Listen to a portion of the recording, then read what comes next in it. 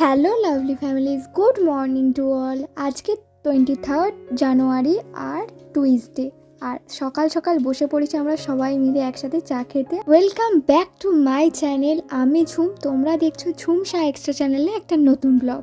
আর এই দেখো বাবা এসেছে, বাবিকে নিয়ে একটু বাইরে ঘুরতে গেছিলো, তাই বললাম যে রোদ্দুরে বেশি ওকে রেখো না, মুখে রোদ্দুর পড়ছে।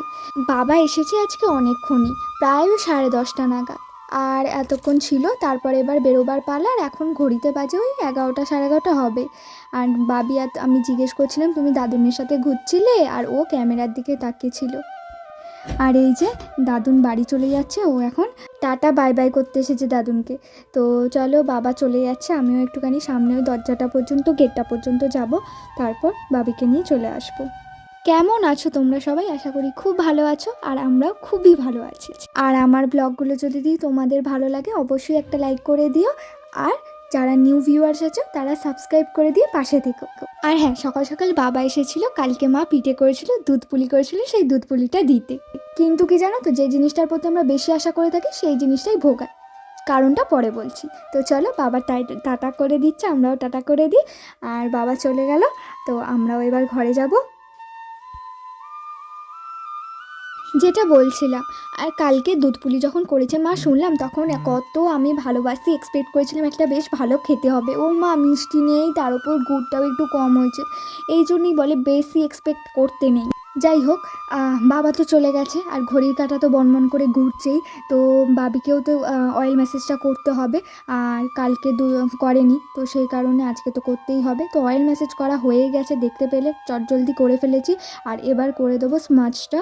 আর আজকে আর স্নান করাবো না, কারণ রোজ রোজ এই শীতে স্নান করাটা উচিত নয়, জানোই তোমরা। তো সেই জন্য স্মাজ করে দেবো, আর স্মাজটা হালকা করেই করতে যাবো, কারণ তারপর তো আবার খাবে, তো সেই কারণে। আর একটা জিনিস আমরা করি কি বলো তো, যে খাওয়ার সময় খাওয়ার জন্য একটা আলাদা ড্রেসও রেখে দেওয়া হয়েছে, পুরনো ড্রেস, সেই সময় ওই ড্রেসটা পরিয়ে খাওয়ানো হয়, তার কারণ ওই স্নান টান করিয়ে কাঁচা জামা কাপড় পরানো হয়, তো সেক্ষেত্রে আবার ওই কাঁচা জামা কাপড়টা সদ্যই নোংরা হয়ে যায়। আর তাই এই পুরনো যে জামাটা রেখে দেওয়া হয়, তো সেই জামাটা পরিয়ে আগে খাইয়ে নেওয়া হয়, তারপর একেবারে খাওয়া দাওয়া শেষে আরেকবার স্মাজ করিয়ে পুরো ওয়াশ করিয়ে তারপর ওকে কাঁচা জামা কাপড়টা পরিয়ে দেওয়া হয়। এতে কি একটা সুবিধা বলো, ওই কাঁচা জামা কাপড়টা সদ্য নোংরা হয় না। আর তাই আমি আর দিদি মিলে এই ফোন দিতে এটেছি, কেমন বলো তো। তবে স্মাজ করানোর পর আমি বডি লোশনটাও মাখিয়ে দিই, কারণ ড্রাই হয়ে যায়, শীতকাল তো সেই কারণে। তবে কি জানো, এই স্টেজের বাচ্চাদের আমি দেখেছি, বা বলা ভালো যে বাবির ক্ষেত্রে আমি দেখেছি, সেটা হচ্ছে যে ও যেই সবসময় হাতটা মুঠো করে থাকে, তো নোংরা কিন্তু ওর এই আঙুলগুলোর মাঝেও কিন্তু থাকে। তো সেক্ষেত্রে ওই স্মাজ করানোর টাইমেও কিন্তু এটাও একটু খেয়াল রাখি আমি, বা ওয়াশ করার ক্ষেত্রে তখন আমি এই হাতের যে নোংরাগুলো ও সবসময় মুঠো করে থাকে, তো সেক্ষেত্রে কিন্তু ওখানেও কন্টিনিউ নোংরা জমতে থাকে। ফার্স্ট তো এটা আমরা বুঝতাম না, অনেক দিন পর দেখেছি ওখানে অনেকটাই নোংরা জমে আছে। তো এটা আমার একটা এক্সপিরিয়েন্স তোমাদের সাথে শেয়ার করলাম। মাছ করা কমপ্লিট, তো চলো এবার বডি লোশনটা মাখিয়ে দিই।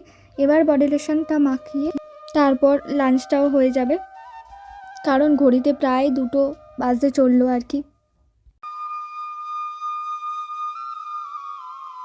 বডি লোশন মাখানো প্রায় কমপ্লিট, তো চলো ওর খাবারও চলে এসেছে, তো চলো খাইয়ে দিই ওকে। শোনো, একটা মজার কথা বলি, ওর খাওয়া কমপ্লিট, আর এখন আমি যেটুকু লাস্টে পড়ে থাকি সেটুকু আমি খেয়ে নিই। মা, আমাকে দেখে ওরও খেতে ইচ্ছা করেছে, একটু আগে কিন্তু খাবে না বলছিল, তো যেহেতু দেখছি আমি খাচ্ছি, সেহেতু দেখে ওরও এখন খেতে ইচ্ছা করছে, তাই এইটুকু যেটুকু ছিল এটুকু ওকে খাইয়ে দিয়েছি, এইসব করে করে। আর দেখো, এটা একটু সুমতো হয়েছে বলে ওর মুখের অবস্থাটা কি তোমরা দেখবে, শুধু জাস্ট দেখো।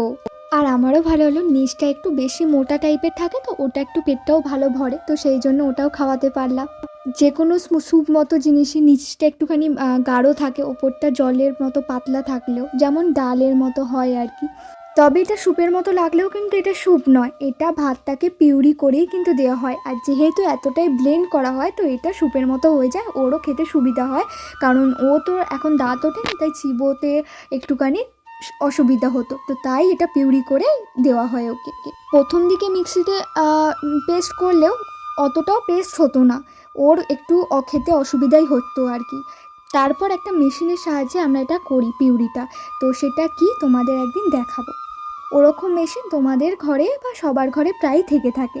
তো তোমাদের বাড়ির এই স্টেজের বাচ্চাদেরও কিন্তু তোমরাও পিউরি করে খাওয়াতে পারো খুব সহজেই। আর সেটা যদি জানতে চাও অবশ্যই কমেন্ট করে আমাকে জানাতে হবে, তাহলে আমি ব্লগ দেবো তোমাদেরকে।